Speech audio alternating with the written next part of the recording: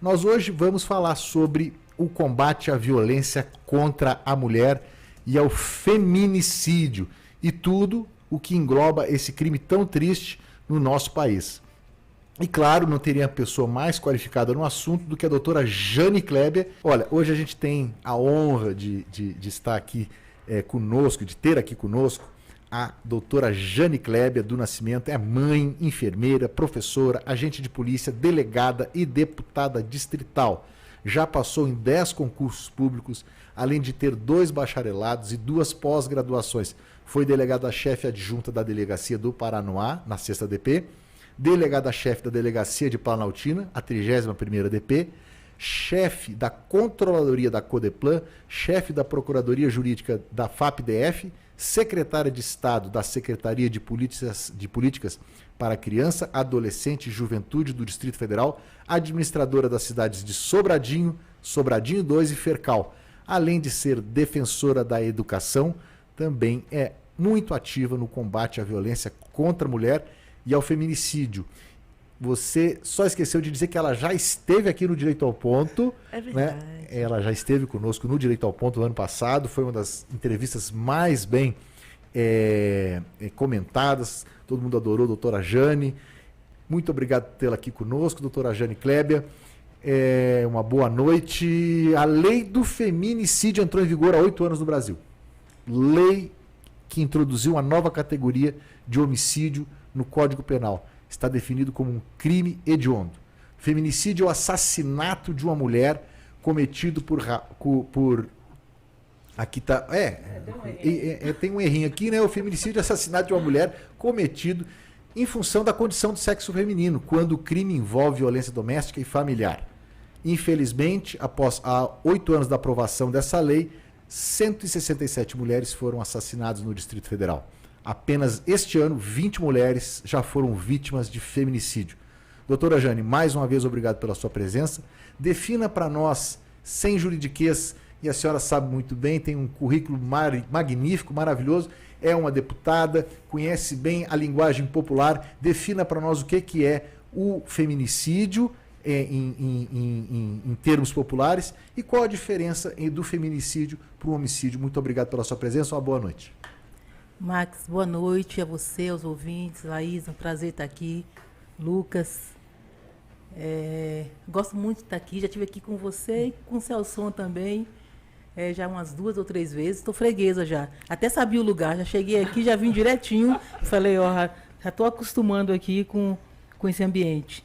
Então, quando você fala de feminicídio, na verdade foi uma qualificadora que veio no crime de homicídio. Então, está lá o 121. Matar alguém, pena de 6 a 12 anos. Quando você mata alguém com fogo, mata alguém estrangulado, mata alguém de emboscada, são qualificadores, de uma forma que dificulta a defesa da vítima. Tudo isso vem embaixo ali do artigo como qualificadora. Então, a pena passa de 12 a 30 anos. Então, endurece mais. Assim aconteceu com o feminicídio. Então, para tirar da condição comum, matava uma mulher e era um homicídio simples, né? A não ser que tivesse a qualificadora, por exemplo, da dificuldade de defesa da vítima, ou da emboscada, ou do fogo, ou qualquer outra, ou motivo fútil, qualquer outra qualificadora. Mas aí, matar a mulher pela condição de mulher, pelo fato dela ser mulher, e aí isso acontece no relacionamento ou não, hoje, a lei já foi aperfeiçoada para dizer que quando é morte de mulher, a gente já coloca ali o feminicídio. Depois, pode ser que desclassifique para um homicídio qualificado por outro motivo que não o feminicídio. Mas, em princípio, a gente já trabalha com a possibilidade de ser o feminicídio. Então, matou a mulher e ela na condição de mulher, de fragilidade, de insuficiência, de vulnerabilidade, no relacionamento, especialmente no relacionamento. Então, nós estamos diante do feminicídio. Então, é um homicídio que não é simples, é um homicídio que é qualificado, que a pena já começa com 12 anos. Então, é de 12 a 30 anos. E agora, a nossa lei permite, né, que vá até 40 anos de prisão. Antes o máximo era 30, mas agora depois com todas as qualificadoras, motivo de aumento de pena, quando na dosimetria da pena que a gente fala, o autor pode pegar até 40 anos. Eu ainda vou fazer aqui, doutora Jane, um programa só sobre dosimetria da pena, porque essa palavra, dosimetria da pena, tá tão comum, né? O Supremo Tribunal fala tanto de dosimetria, tá todo mundo falando nos botecos, em vez de falar de dose de uísque, tá falando dosimetria da pena. Na verdade, é medir a pena, é aumentar ou diminuir ela. Tem coisas que fazem diminuir, tem coisas que fazem aumentar, né? Então, por exemplo, quando a pessoa é primária, então aí vai favorecer mais e para acaba baixo. diminuindo Isso. A dose. Reincidente, aí aumenta é o contrário, a dose. aumenta. Então isso é dosimetria, é dosar essa pena aí para fazer, pega aquele mínimo e aí aumenta ou diminui. O nome é difícil, mas a coisa é fácil. A coisa é fácil. E aí a senhora falou em qualificadora, para o nosso ouvinte aqui, especialmente aquele que não é do mundo jurídico. Qualifica não é causa de aumento, porque também tem isso também, mas a gente não vai complicar tanto o direito ao ponto. Mas a qualificadora é aquilo que deixa o crime mais grave. Isso. Deixando o crime mais grave, nós temos uma pena mais alta, não é isso? Exatamente. E isso é o feminicídio. Às vezes a pessoa está lá num boteco, estão se divertindo, do nada se embriagam e, sei lá, por causa de um jogo de sinuca, o outro vai lá e matou. Isso é motivo fútil, porque é como se a motivação fosse boba, né? Matou por causa da droga. Aí já não é mais fútil, é torpe. É a torpeza daquele motivo. Então, isso é detalhe jurídico. Mas o que importa para as pessoas que estão nos ouvindo é alguma coisa que está em volta daquele crime que faz com que ele seja mais grave. Então, o fato de matar alguém e esse alguém é uma mulher e estava, por exemplo, no relacionamento, então, nessa condição de mulher subjugada, vulnerável, né? O cara estava morrendo de ciúmes. Imagine, o cara, por ciúmes, vai lá e mata a companheira. Exemplo clássico. Já teria duas qualificadoras. Uma, a futilidade do motivo, que é o ciúmes, e outro, o fato de ela ser mulher e ter morrido num relacionamento. Então, tem a qualificadora do feminicídio. Já seria duplamente qualificado. Esse termo todo mundo ouve muito, né? Isso. Homicídio duplamente qualificado, triplamente qualificado. Então, quando consegue encontrar ali 2, 3 qualificadoras, então é duplamente ou triplamente qualificado. É por isso que eu amo esse programa, viu? Olha só, direito ao ponto. A gente vai na veia e diz o que é, de maneira simples, a doutora Jane Kleber aqui, comunicando de uma maneira claríssima, de maneira cristalina, para quem está nos ouvindo, que não é do mundo jurídico, entender o que é o homicídio duplamente qualificado, que, como ela falou, tem a todo momento na televisão. Doutora Jane, vamos lá. Os maiores desafios da lei do feminicídio. Quais são os maiores desafios da lei do feminicídio, tendo em vista que esses crimes, têm aumentado no país? Então, na verdade, para mim, a lei ela é acertadíssima quando ela vem tornar a morte da mulher uma causa que qualifica o crime, que torna o crime mais grave, para que realmente a pena endureça, que as pessoas querem isso, né? Falam, tem que endurecer, é porque a lei é muito branda, por isso continuam matando. Mas, na verdade, a gente não pode avaliar o crime só sob o ponto de vista, a meu ver, né? Da pena mais branda ou a pena mais dura. Por quê? Em regra, quando alguém está disposto a matar, mata verdade, de qualquer jeito, né? A última coisa que ele pensa é o quê? A pena, é assim, vou pegar 30, mas aí vou pegar 12, vou pegar... Não pensa, quando ele está ali enfurecido, tomado por aquela loucura e porque ele deseja matar, ele vai lá e mata. Ele não está pensando em dosimetria. É importante a retribuição. Realmente tem que ser uma pena mais grave, 30 anos, que fique lá para sempre, porque a vítima foi condenada para sempre à prisão, né? Porque ela está embaixo da terra. Então, que a pessoa que praticou, até para não aviltar a memória da vítima, não afrontar a família, que imagine, a família está chorando a morte da vítima e a pessoa vai lá com 3, 4 anos, está livre, leve e solta, caminhando, tranquila, como se nada tivesse acontecido. Então isso é muito ruim. Então acho que a pena mais grave é para não trazer a pessoa de volta, mas para a família se sentir acalentada, dizer a justiça foi feita.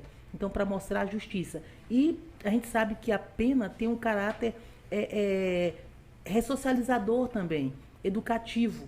Quando alguém vira o outro, matou, ficou 30 anos preso, então não vou entrar nessa. Porque se a pessoa começar a pensar assim, o crime compensa, então aí eu acho que ela vai matar com mais facilidade. Mas a gente não pode pensar no crime de feminicídio e pensar só na questão da pena. Nós precisamos, na verdade, evitar que chegue esse momento. Eu acho que a pergunta certa a se fazer é o que nós temos que fazer como sociedade para que o indivíduo não chegue nesse momento em que ele assuma o risco de ir lá e tirar a vida da mulher.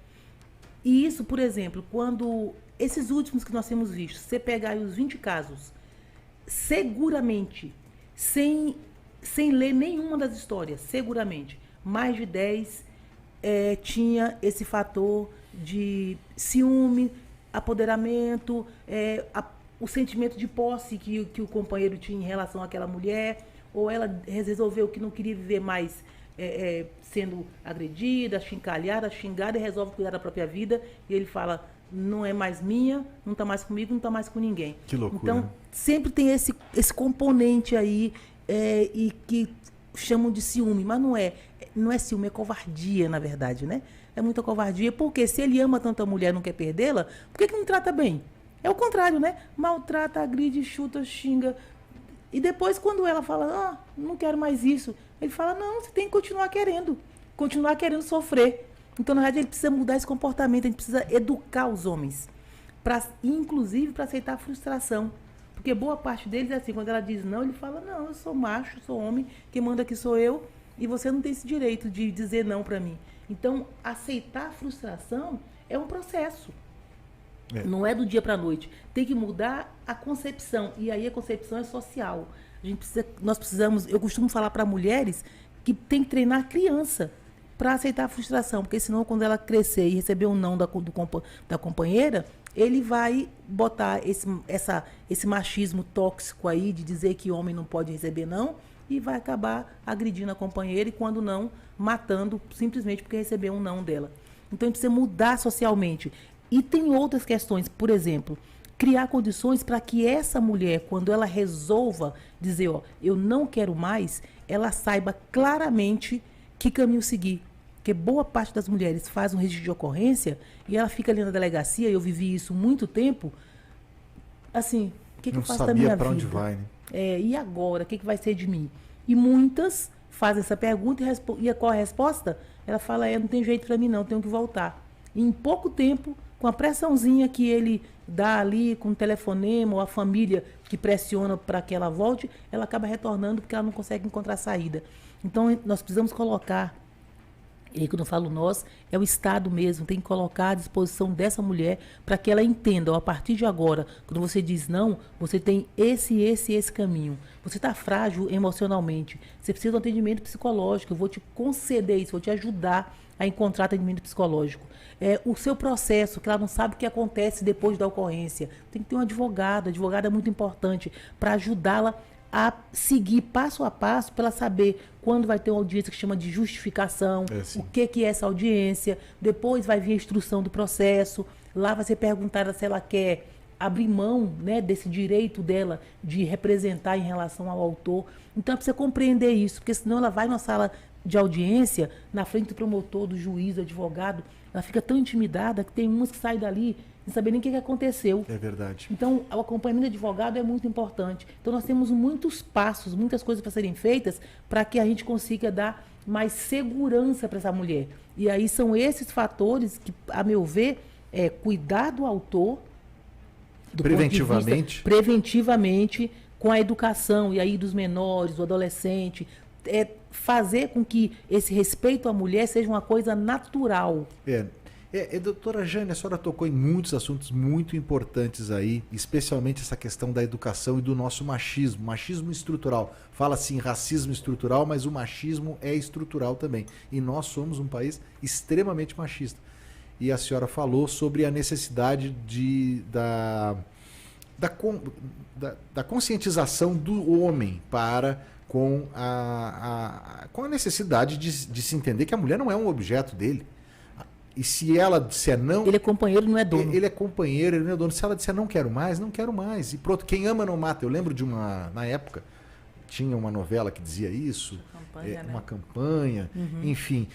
Mas chegou assim, só para o nosso ouvinte aqui, que é o mais novo, né, no final da década de 70, até inclusive essa discussão voltou agora no Supremo Tribunal Federal, sobre a legítima defesa da honra, né, que teve graças a Deus não existe mais, mas já houve o tempo em que o homem podia matar porque foi traído, por exemplo, e dizer assim, matei legítima defesa da minha honra. E isso era aceitável nos tribunais. Chegou a ser aceito naquele famoso julgamento do Doca Street, mas nós estamos falando de 1979 e as pessoas continuam com essa mentalidade. Eu vou fazer uma pergunta rapidinha antes, ou já está na hora do break?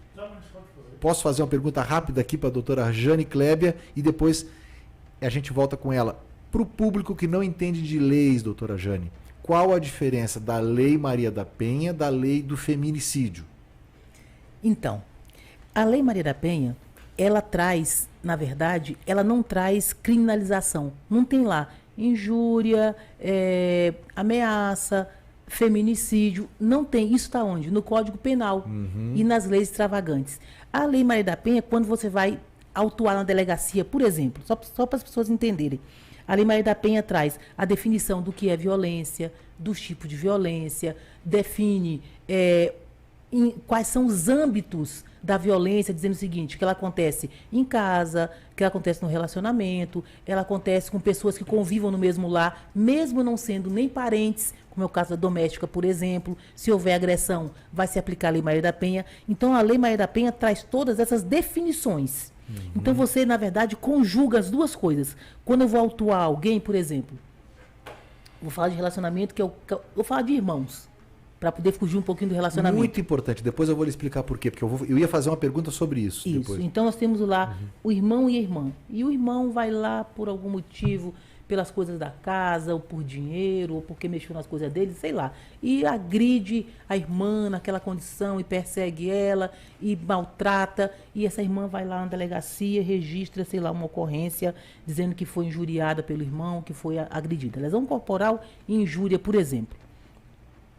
O que você faz? Você tem que dizer assim, ó, 140, artigo 140 e 147, que é a injúria, e o 129, que é a lesão corporal, do Código Penal. Aí você põe um C/C, combinado com a Lei 11.340 de 2006, que é a Lei Maria da Penha.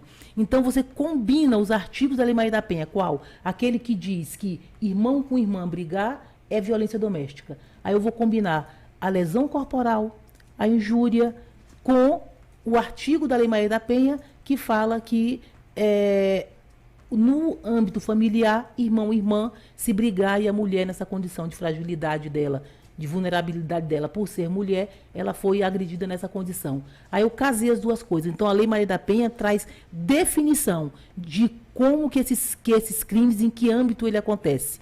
E os crimes estão no Código Penal ou numa lei extravagante, né? Uma lei que não seja o Código Penal, por exemplo. Antes de encerrar, nós vamos voltar depois do comercial com esse tema, que é muito importante, porque esse assunto... Para a gente detalhar isso, para ficar claro. Esse assunto, ele não é tão pacífico. Eu tive casos assim no escritório, onde não foi aplicado a Lei Maria da Penha para a questão familiar. Mas nós vamos passar rapidamente sobre esse tema de novo, que é a questão da violência intrafamiliar. Vamos descomplicar? Intrafamiliar dentro da família. Muitos juízes, ao contrário do que disse a doutora... Não, ao contrário não, eu concordo com ela, mas assim, alguns juízes, alguns desembargadores, entendem que como não existe a questão do gênero, ou seja, o irmão bateu na irmã, mas por uma outra situação. Por uma situação, por exemplo, que ele queria... A irmã foi lá e mexeu nas coisas, como disse a doutora Jane, mexeu nas coisas dele e ele não gostou, bateu nela. Aí tem muito juiz que diz, não, mas não houve aqui uma questão de gênero, ou seja, não bateu na irmã por causa do gênero, por ela ser mulher, mas sim por ela ter... Por outra razão, motivo fútil, não aí uma questão de gênero. Agora, a senhora não acha, doutora Jane, mostrando eu trazendo para o nosso ouvinte, não teríamos que ter um avanço na legislação para deixar isso mais claro, hein?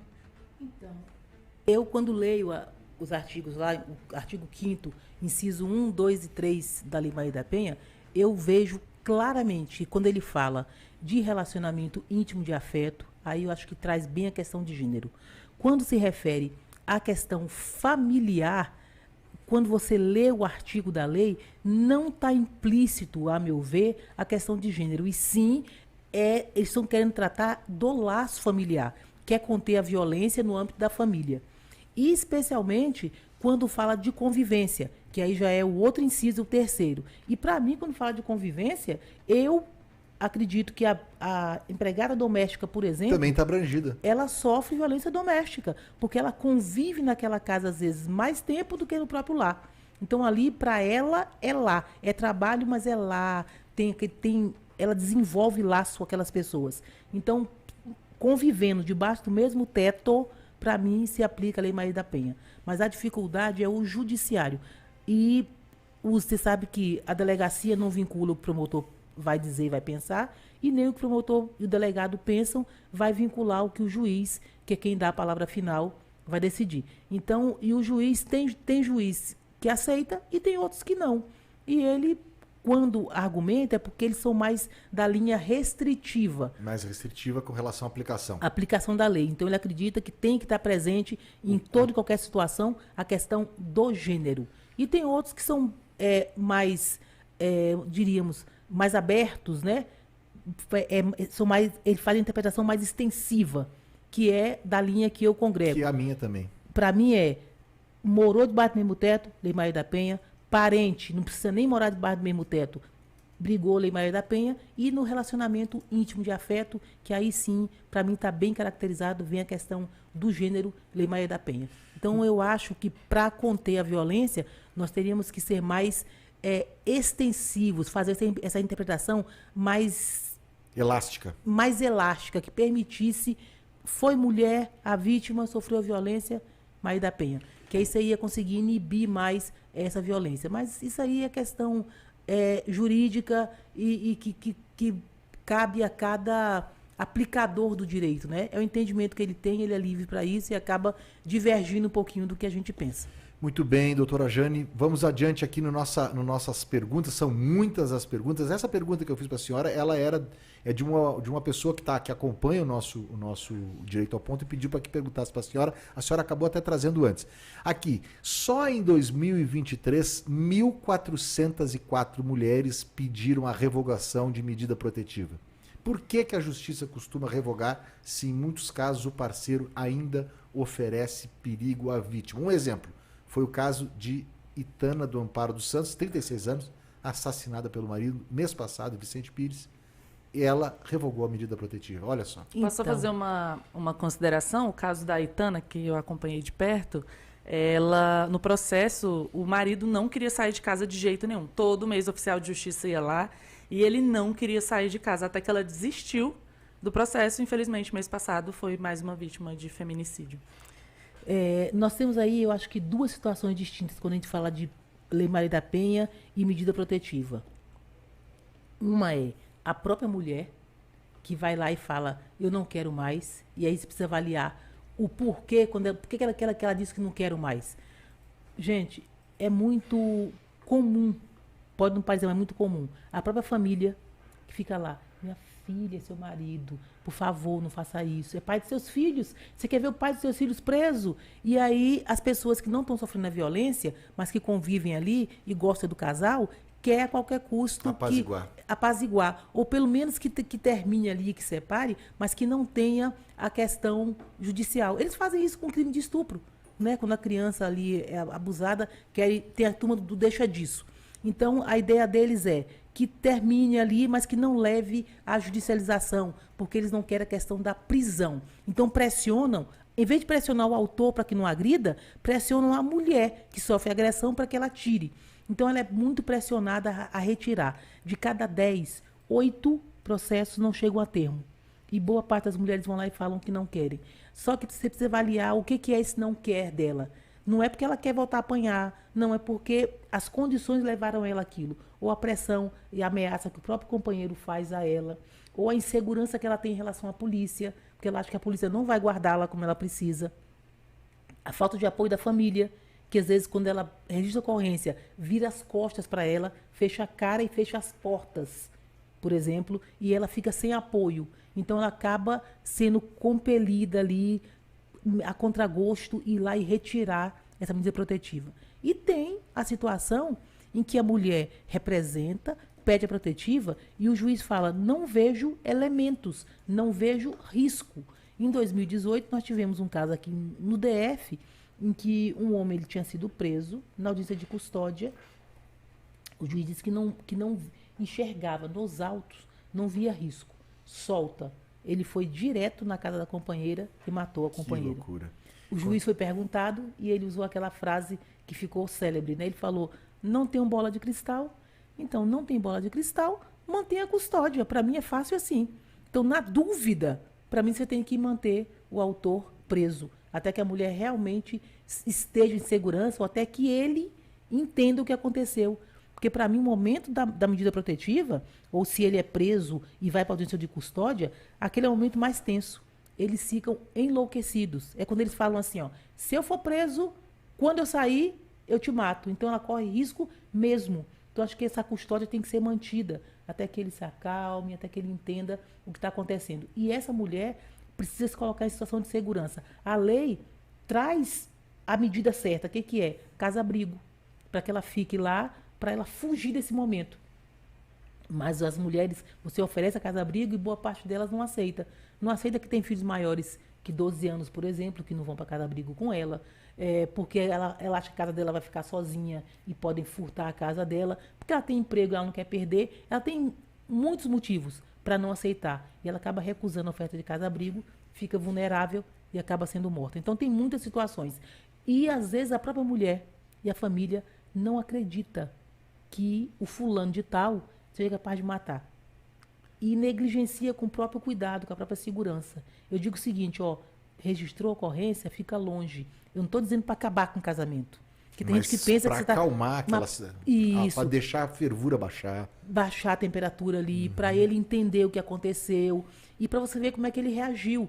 Então, por isso que a gente aconselha, nessa hora, se ele falar, vamos conversar. Negativo. Não vá conversar, não vá sozinha, marcar em lugar longe, lugar público, se tiver mais outras pessoas juntos. Mas a pior coisa a se fazer no momento que se registrou a ocorrência de uma protetiva é, fora do processo, aceitar essas conversinhas, porque ali pode vir a morte, pode vir uma outra agressão, pode vir uma ameaça que faz com que ela vá lá e retire o processo. Então registrou protetiva, distância. Agora, isso que você falou aí há pouco, Laísa, eu já vi acontecer, eu estava presente, eu fazendo palestra de violência doméstica na cidade estrutural, e com várias mulheres, aí uma falou assim, doutora, esse negócio de protetiva serve de nada, doutora. Foi lá, pegou um papelzinho todo sujinho de terra, aqui, ó, eu tenho uma aqui, ó.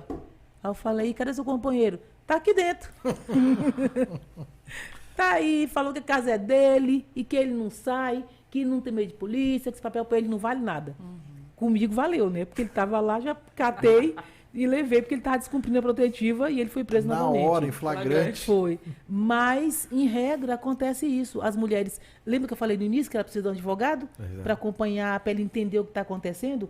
Elas não sabem, tem uma protetiva, às vezes não sabem nem o que fazer. Elas sabem que aquilo ali é importante. Aí ela fala, não vale nada. Por quê? O cara vai lá, o oficial de justiça vai notificar ele, né? Ela recebe e ele é notificado pelo oficial de justiça. Lê tudo para ele. Você não pode ir, aproximar, tá. O oficial de justiça deu as costas, ele faz o quê? Corre para casa dele, fala, essa casa aqui é minha, fui eu que comprei, é aqui que eu vou ficar. É por isso, doutora Jane, que nós temos o direito ao ponto, que é justamente para que as pessoas que não são do mundo jurídico, aquelas que sofrem essas questões de vulnerabilidade social, compreendam os seus próprios direitos e as suas obrigações também.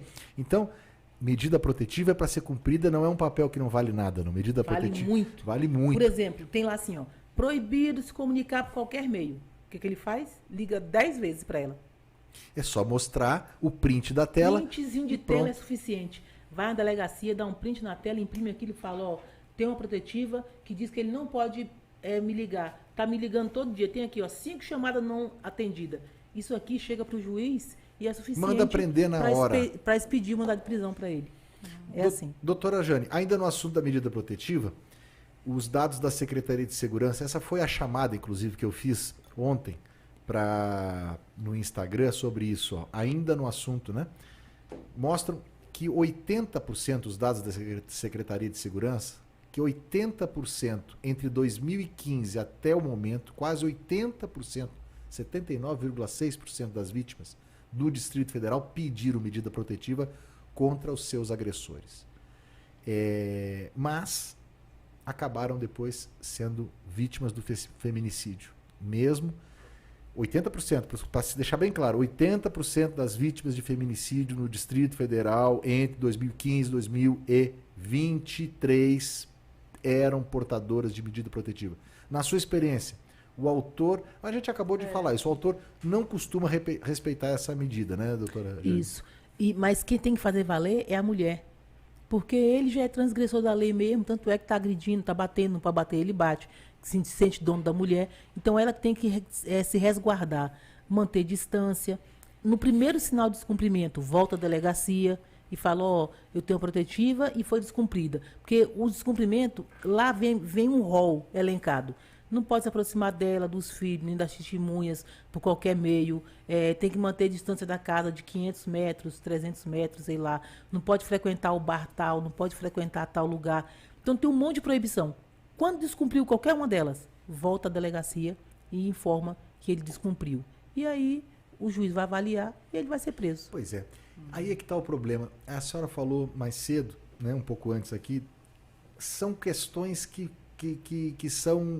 perpassam, né? Questões culturais, questões sociais, socioeconômicas, questões...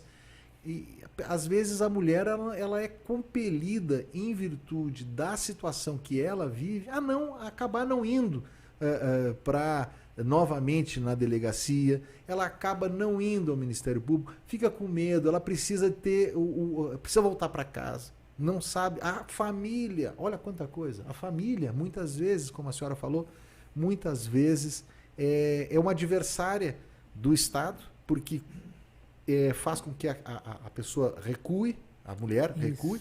Então, é muito difícil a implantação. Nós estamos falando de 2006, né? Nós vamos para quase 20 anos de Lei Maria da Penha. E daqui a 3 anos, nós vamos fazer 20 anos de Lei Maria da Penha. Mesmo com tudo isso, doutora Jane, mesmo com todas essas dificuldades, Maria da Penha melhorou a vida das mulheres ou não? Eu creio que é uma lei que trouxe essa segurança. O grande problema a Lei Maria da Penha é considerada uma das melhores do mundo. A lei brasileira, a chilena e a espanhola. Elas rivalizam aí quem é a melhor do mundo. Mas é considerada uma das 3 melhores do mundo. Mas da lei no papel para a prática, a distância ainda é gigantesca. Então nossa lei é muito boa. Ela traz... E ela vem sendo aperfeiçoada ao longo do tempo para ficar cada vez mais completa. Mas nós não conseguimos aplicar isso, dar conhecimento a todas as mulheres. A Lei Maria da Penha é a lei mais conhecida do Brasil. Fala assim, a Lei Maria da Penha, todo mundo já ouviu falar. Mas quando você pergunta o conteúdo da lei, aí a grande maioria não sabe.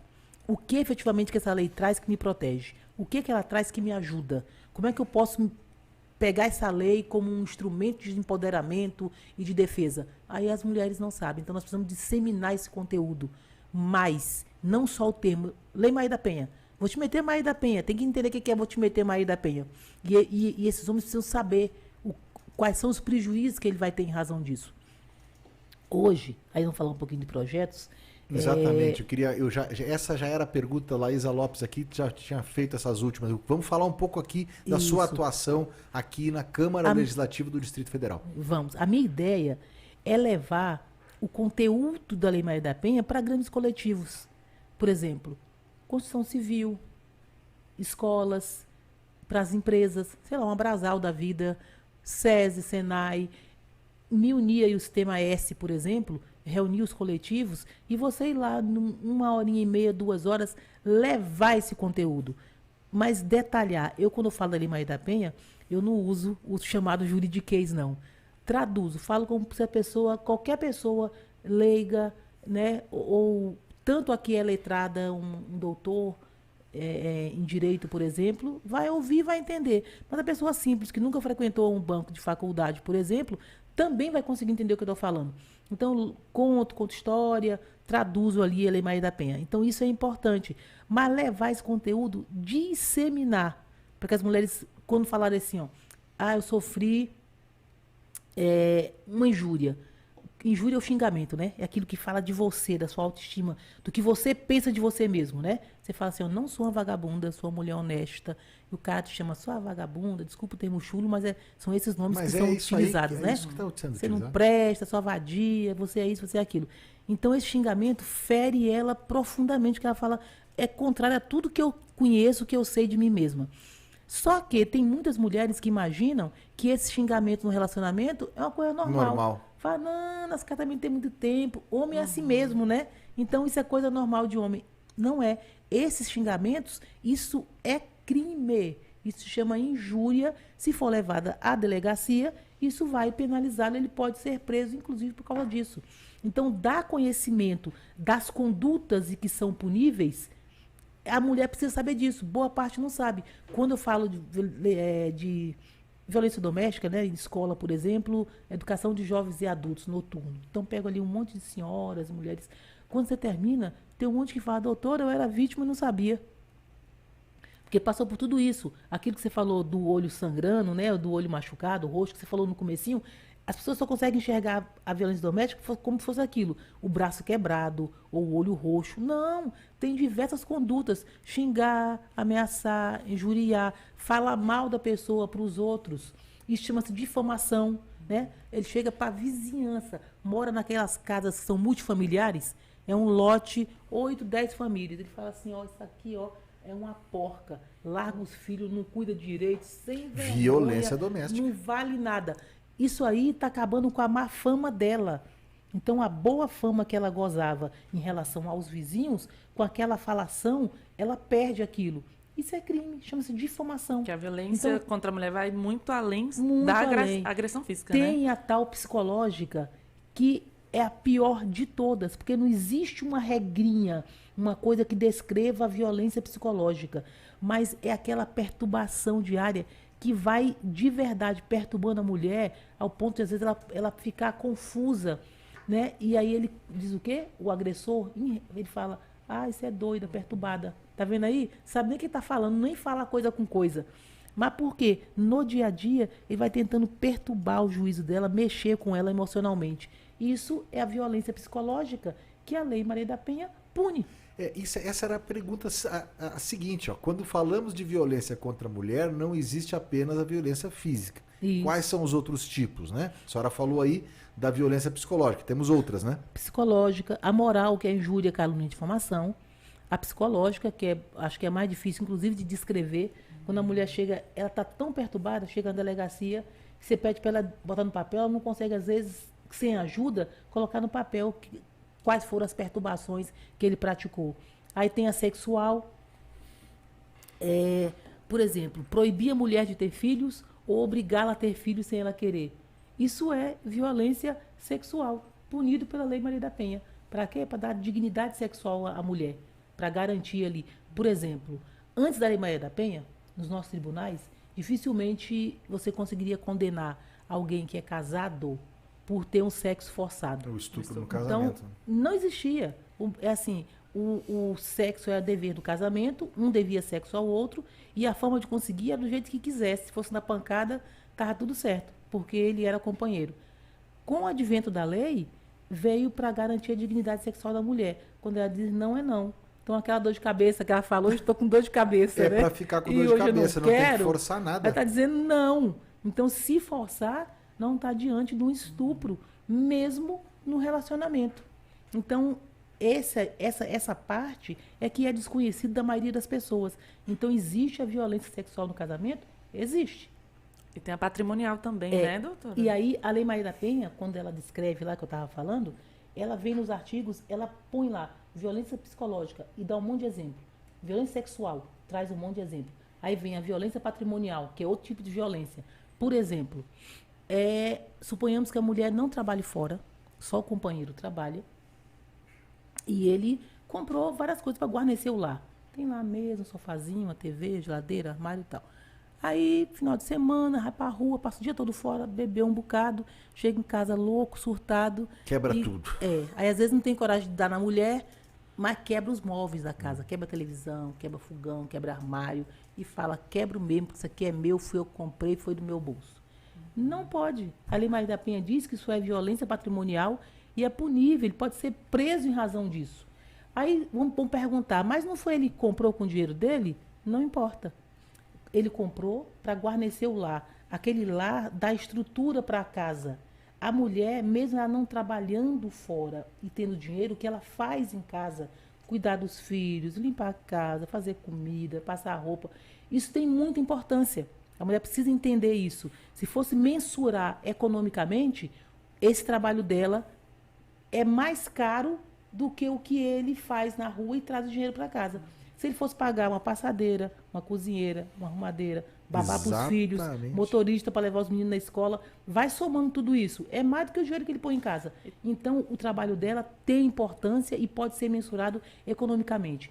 Ele quebrou o que tem em casa. Violência patrimonial. Violência patrimonial E e a ele divisão responde. de bens também, lembra, Max? Que a gente Na divisão de bens, né? ela vai levar metade disso tudo. Exato. Porque ela ajudou a constituir ali. Não trabalhou fora, mas ajudou, deu estrutura para aquela residência. Doutora Jane, nós estamos quase estourando o tempo aqui, 19h59. Nós temos um minutinho. Eu queria que a senhora falasse um pouco sobre a Frente Parlamentar de Combate à Violência contra a Mulher na Câmara Legislativa e depois já passo a bola para a senhora para a sua despedida aqui do nosso Direito ao Ponto.